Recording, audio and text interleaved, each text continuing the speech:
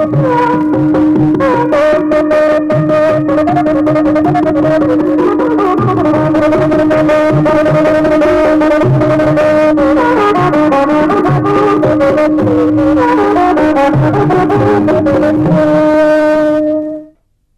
भाषा शिक्षण में आप सबका हार्दिक स्वागत है। पूर्व पाठ में हम पंचमी विभक्ति के बारे में जानकारी प्राप्त कर रहे थे। इस पाठ में भी पंचमी विभक्ति प्रयोग का और कई संदर्भों का परिचय प्राप्त करेंगे।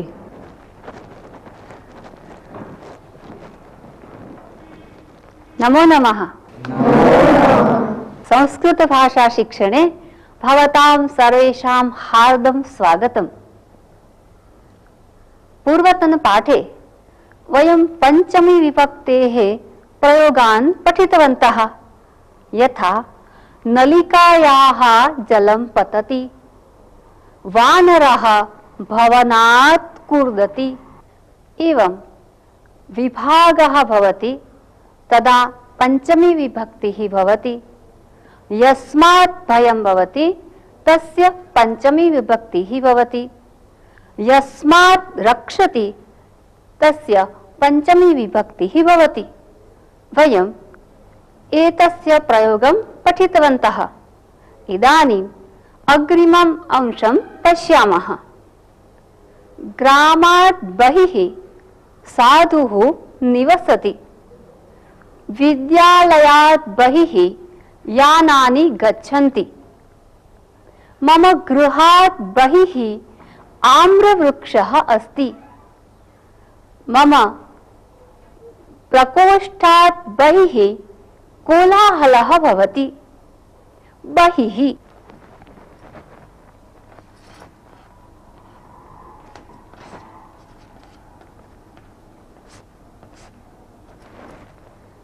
गृहात् बहिः बालकाः क्रीडन्ति। भवनात्, गृहात्, नलिकायाः इति पंचमी विभक्ति रूपाणि सन्ति। बहिः, बहिः इति एकम् अव्ययम् अस्ति। यदा बहिः इति अव्ययस्य उपयोगः भवति तदा तस्मात् पूर्वं यः शब्दः भवति तस्य पंचमी विभक्तिः भवति। वयम् एकम् अभ्यासं कुर्मः।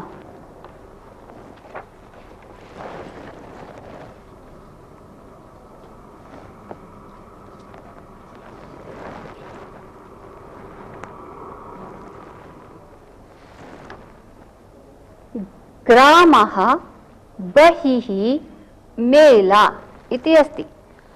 ग्रामात् बहिः मेला अस्ति। सरोवरात् बहिः सिकता अस्ति। ग्रामः मेला वदन्तु। ग्रामात् बहिः मेला अस्ति। सरोवरः सिकता। सरोवरात् बहिः सिकता अस्ति। गृहं धेनुः। गृहात् बहिः धेनुः अस्ति। नगरं मन्दिरम्। नगरात् बहिः मन्दिरम् अस्ति। प्रकोष्ठः कोलाहलः। प्रकोष्ठात् बहिः कोलाहलः अस्ति। नगरी आश्रमः। नगर्याः बहिः आश्रमः अस्ति। नदी तीरम्। नद्याः बहिः तीरम् अस्ति। बहिः इति अव्ययस्य उपयोगं कृत्वा एकमेकं वाक्यं वदन्तु। भवान् वदतु। मम गृहात् बहिः क्षेत्रमस्ति। समीचीनम्। मन्दिरात् बहिः भक्ताः सन्ति। शालायाः बहिः उद्यानम् अस्ति। भवती वदतु। मन्दिरात् बहिः धेनुः अस्ति। मम गृहात् बहिः वृक्षः अस्ति। मम कक्षायाः बहिः क्रीडांगणम् अस्ति। बहिः एक अव्यय है जिसका अर्थ है बाहर। जब इस अव्यय का प्रयोग किया जाता है तब उससे पहले पंचमी विभक्ति का प्रयोग होता है। अहं कानिचन वाक्यानि वदामि, सावधानेन शृण्वन्तु। सायंकालात् पूर्वं भवतः गृहम् आगन्तुं न शक्नोमि। सोमवासरात् पूर्वं परीक्षा भविष्यति किम्? योगिनः सूर्योदयात् पूर्वम् उत्तिष्ठन्ति। पूर्वम् एतस्य प्रयोगेन पंचमी विभक्तिः भवति। यथा सूर्योदयात् पूर्वं, पूर्वम् इति आगच्छति, तस्मात् पूर्वं यः शब्दः भवति तस्य पंचमी विभक्तिः भवति। यथा सोमवासरात् पूर्वं परीक्षा भविष्यति, सोमवासरात् पूर्वं। तथैव स्नानात् परं मम माता पूजां करोति। परीक्षायाः परं मम अनुजः क्रीडति। स्नानात् परम् अहं विष्णुसहस्रपाठं वदामि। पूर्वं परम् एतयोः प्रयोगेन पूर्वशब्दस्य पंचमी विभक्तिः भवति। इदानीम् एतस्य उपयोगं कृत्वा कानिचन वाक्यानि वदामः। पाठनात् पूर्वं शिक्षकः सज्जतां करोति। पाकात् पूर्वं माता धान्यं स्वच्छीकरोति।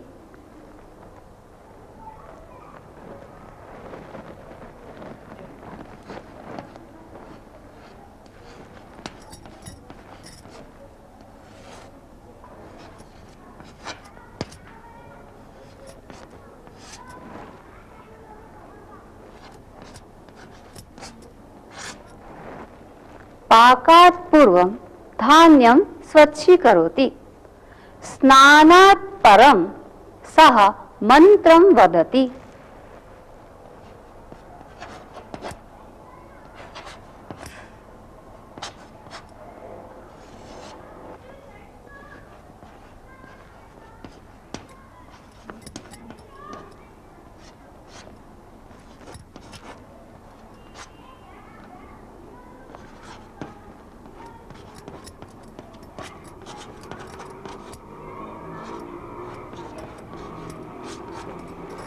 परीक्षायाः परं छात्रः क्रीडति।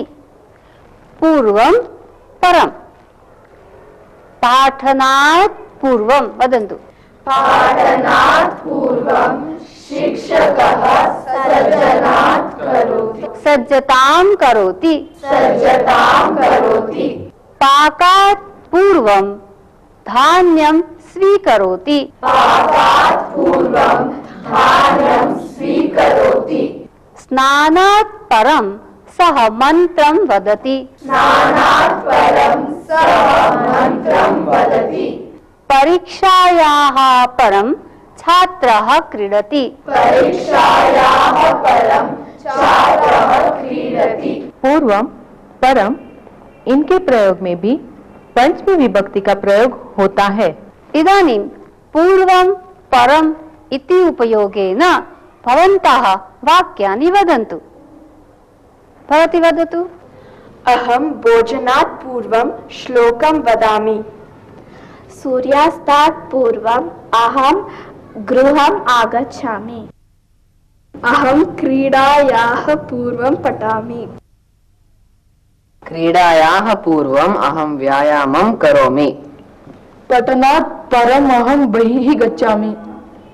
क्रीडायाः परम् अहं पठामि। मम अनुजः कार्यात् ऋते स्थातुं न शक्नोति।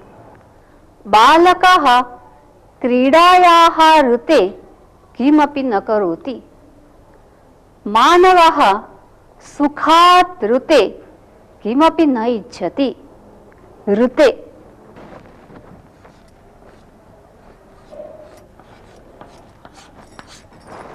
ऋते इति अव्ययम् अस्ति। ऋते अव्ययात् पूर्वं यः शब्दः भवति तस्य पंचमी विभक्तिः भवति।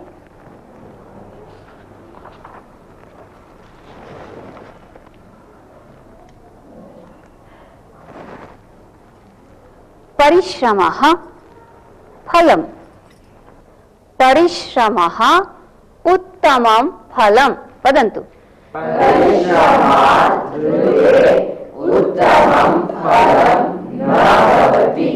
सूर्यः दिवसः।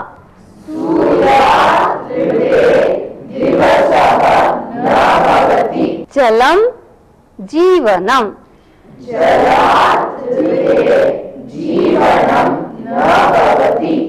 गृहिणी गृहम्।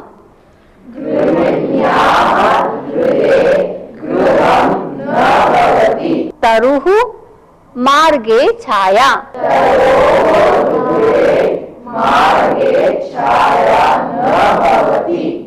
ऋते इति अव्ययमस्ति।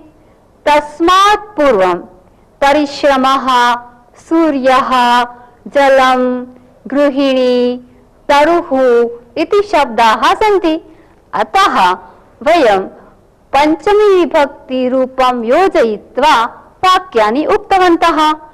ऋते इति अव्ययात् पूर्वं परिश्रमः, परिश्रमात्, सूर्यः, सूर्यात्, जलं, जलात्, गृहिणी, गृहिण्याः, तरुः, तरोः इति पंचमी विभक्ति रूपाणि योजितवन्तः।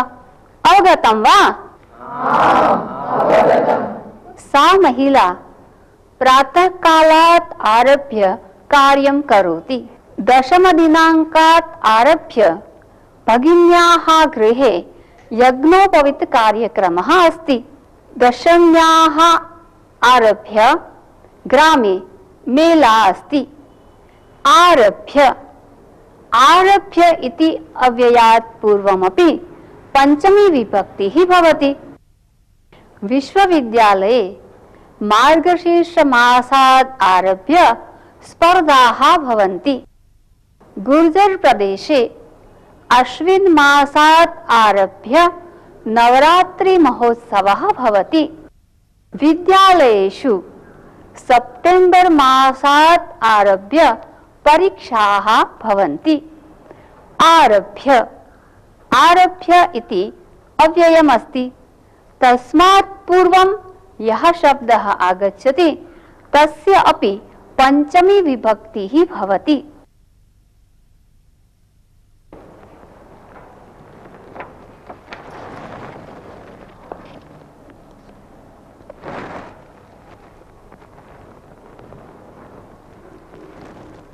चैत्रमासः वसंत ऋतुः। चैत्रमासात् आरभ्य वसंत ऋतुः अस्ति। वदन्तु। चैत्रमासात् आरभ्य वसंत ऋतुः अस्ति। सोमवासरः कार्यक्रमः। सोमवासरात् आरभ्य कार्यक्रमः अस्ति। पूर्णिमा मेला। पूर्णिमायाः आरभ्य मेला अस्ति। उत्तमम्। एवमेव आरभ्य इति अव्ययात् पूर्वं चैत्रमासः, सोमवासरः, पूर्णिमा इति शब्दाः सन्ति। आरभ्य अव्ययात् पूर्वं चैत्रमासः इति शब्दः अस्ति। अतः चैत्रमासात् आरभ्य, सोमवासरात् आरभ्य, पूर्णिमायाः आरभ्य इति वयम् उक्तवन्तः। ज्ञातं खलु? इदानीम् आरभ्य इति अव्ययस्य उपयोगं कृत्वा भवन्तः वाक्यानि वदन्तु। मम विद्यालये सोमवासरात् आरभ्य क्रीडोत्सवः अस्ति। मम गृहे शनिवासरात् आरभ्य कार्यक्रमाः भविष्यन्ति। उत्तमम्। मार्च मासात् आरभ्य वार्षिकपरीक्षाः भवन्ति। गतमासात् आरभ्य अहं योगासनं करोमि। सोमवासरात् आरभ्य अहं शीघ्रम् उत्तिष्ठामि। पंचमी विभक्ति विषये भवन्तः ज्ञातवन्तः। बहु समीचीनम्। आरभ्य यह भी एक अव्यय है। इसके प्रयोग में भी पंचमी विभक्ति का प्रयोग होता है। वयम् एकं सुभाषितं शृणुमः।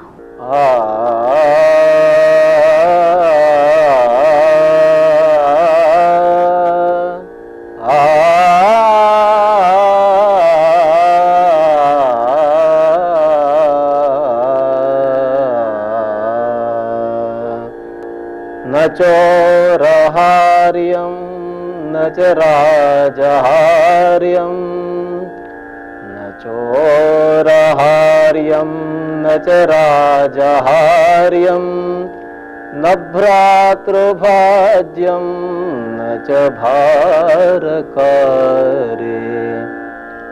व्यये कृते वर्धत एव नित्यम् व्यये कृते वर्धत एव नित्यम् व्यये कृते वर्धत एव नित्यम् विद्याधनं सर्वधनप्रधानम् विद्याधनं सर्वधनप्रधानम् विद्याधनं सर्वधनप्रधानम् न चोरहार्यं न च राजहार्यं न भ्रातृभाज्यं न च भारकारे व्यये कृते वर्धते एव नित्यम् विद्याधनं सर्वधनप्रधानम् विद्याधनं सर्वधनप्रधानम्। अस्मिन् सुभाषिते सुभाषितकारः विद्यायाः महत्त्वं प्रतिपादयति। जनेन अर्जितं भौतिकं धनं व्यये कृते नष्टं भवति, किन्तु विद्याधनम् एकं विशिष्टं धनमस्ति। तस्य यावत् अपि व्ययः भवति तावत् वर्धते एव। पुनश्च भौतिकं धनं चोरः चोरयति, राजा कररूपेण अपहरति, सहोदराः बान्धवाश्च तस्य विभाजनम् इच्छन्ति। अतः धनिकः सर्वदा धनं नष्टं भवेत् इति चिन्तातुरः भवति। धनस्य रक्षणार्थं विविधान् उपायान् करोति, तथापि सः चिन्ताक्रान्तः एव भवति। किन्तु एकः विद्याविभूषितः विद्वान् पुरुषः सर्वदा प्रसन्नचित्तः चिन्तामुक्तः च भवति। कारणं तस्य विद्याधनं चोरः चोरयितुं न शक्नोति, राजा अपहर्तुं न शक्नोति, बान्धवाः विभक्तुं न शक्नुवन्ति, अपि च व्यये कृते वर्धते एव। अतः एव विद्याधनं सर्वधनप्रधानम् इति वदति सुभाषितकारः। सुभाषित का अर्थ, विद्या एक ऐसा धन है जिसे न तो कोई चोर चुरा सकता है और न तो उसका विभाजन भाइयों के बीच किया जा सकता है। विद्या का कोई अतिरिक्त भार भी नहीं होता है। विद्या धन का जितना व्यय किया जाए वह उतना ही बढ़ता है। इसलिए विद्यारूपी धन को सभी धनों में श्रेष्ठ माना जाता है। अहम् एकां कथां वदामि। महाराजः युधिष्ठिरः राजसूययज्ञं कृतवान्। सर्वेभ्यः यथेष्टं दानं कृतवान्। युधिष्ठिरस्य यज्ञस्य दानशीलतायाः च प्रसिद्धिः सर्वत्र प्रसृता। यज्ञः निर्विघ्नं समाप्तिं गतः इति सन्तुष्टाः सन्तः पाण्डवाः श्रीकृष्णेन सह राजसभायाम् उपविष्टाः आसन्। राजसभायाः एकस्मिन् कोणे यज्ञवेदिः आसीत्। अग्निः शान्तः आसीत्। परितः महान् भस्मराशिः। तदा एव तत्र एकः विशिष्टः प्राणी प्रत्यक्षः भवति। तस्य अर्धं शरीरं सुवर्णमयम् आसीत्, अर्धं सामान्यम् आसीत्। वस्तुतः एषः नकुलः आसीत्। युधिष्ठिरः अन्ये पाण्डवाः च तमेव प्राणिनम् अवलोकयन्ति। सः नकुलः यज्ञवेदी समीपं गतवान्। भस्मराशौ पतित्वा पुनः पुनः लुण्ठनं कृतवान्। विस्मितः युधिष्ठिरः श्रीकृष्णं पृष्टवान्, भगवन्, कोऽयं प्राणी कुतः आगतः? कथम् अस्य अर्धं शरीरं सुवर्णमयम् अस्ति? श्रीकृष्णः मन्दहासपूर्वकम् उक्तवान्, भवान् तमेव पृच्छतु इति। युधिष्ठिरः नकुलं पृष्टवान्, रे नकुल, कुतः आगतः? भवतः अर्धं शरीरं सुवर्णमयं कथम् अस्ति? भवान् किमर्थं भस्मराशौ एवं लुण्ठति इति? तदा नकुलः मनुष्यवाचा उक्तवान्, शृणोतु राजन्, अहं दशार्णदेशात् आगतः। तस्मिन् देशे 10 वर्षेभ्यः वृष्टिः नाभवत्। भीषणः दुर्भिक्षः आगतः। पशवः मृताः। क्षुत्पिपासया जनाः अपि मरणासन्नाः अभवन्। बिन्दुमात्रमपि जलं कुत्रापि न दृश्यते स्म। तस्मिन् ग्रामे एकः ब्राह्मणपरिवारः वसति। परिवारे 3 जनाः आसन्, ब्राह्मणः, ब्राह्मणी, पुत्रः च। 3 अपि सात्विकाः। ते अपि मासात् क्षुत्पीडिताः आसन्। एकस्मिन् दिने ब्राह्मणः महता प्रयासेन भिक्षारूपेण 3 मुष्टिपरिमितान् यवान् प्राप्तवान्। ब्राह्मणी यवान् पेषयित्वा रोटिकाः कृतवती। 3 अपि भोजनार्थम् उपविष्टाः।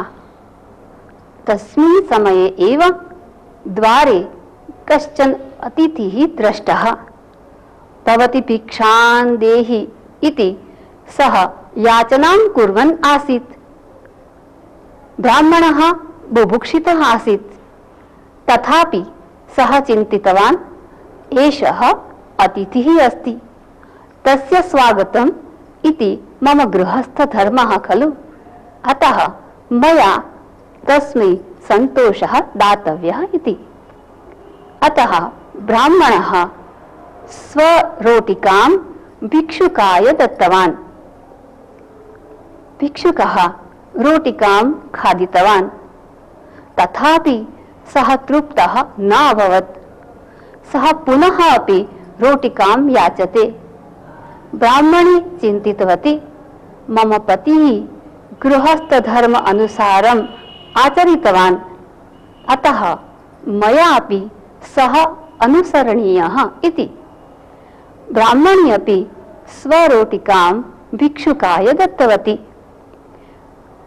इतोपि भिक्षुकः न तृप्तः। इदानीं ब्राह्मणबालस्य परीक्षाकालः। बुभुक्षितः सन् अपि सः स्वस्य रोटिकां भिक्षुकाय दत्तवान्। भिक्षुकः गतवान्। तस्मिन् दिने पीठस्य उपरि किञ्चित् पिष्टं पतितम् आसीत्। अहं तत्र लुण्ठनं कृतवान्। किञ्चिदेव पिष्टम् आसीत्, अतः मम अर्धं शरीरं सुवर्णमयम् अभवत्। युधिष्ठिरः राजसूययज्ञं कृतवान् इति अहं श्रुतवान्। युधिष्ठिरः पुण्यकार्यं कृतवान् इति श्रुत्वा मम पूर्णं शरीरं सुवर्णमयं कर्तुम् अहम् अत्र आगतवान्। भस्मराशौ लुण्ठनं कृतवान्, किन्तु मम प्रयत्नः विफलः जातः इति। एतत् वृत्तान्तं श्रुत्वा युधिष्ठिरः श्रीकृष्णस्य मुखं दृष्टवान्। श्रीकृष्णस्य मुखे अर्थपूर्णं हास्यम् आसीत्। युधिष्ठिरः तस्य उद्देशं ज्ञातवान्। तस्य दानशीलतायाः अहङ्कारः अपगतः। श्रीकृष्णः उक्तवान्, दानपरीक्षा तु दुर्भिक्षे। कथायाः अर्थं ज्ञातवन्तः खलु? धन्यवादः। नमो नमः। इसी के साथ अब यह पाठ समाप्त होता है। अगले पाठ में हम फिर मिलेंगे। तब तक के लिए धन्यवाद।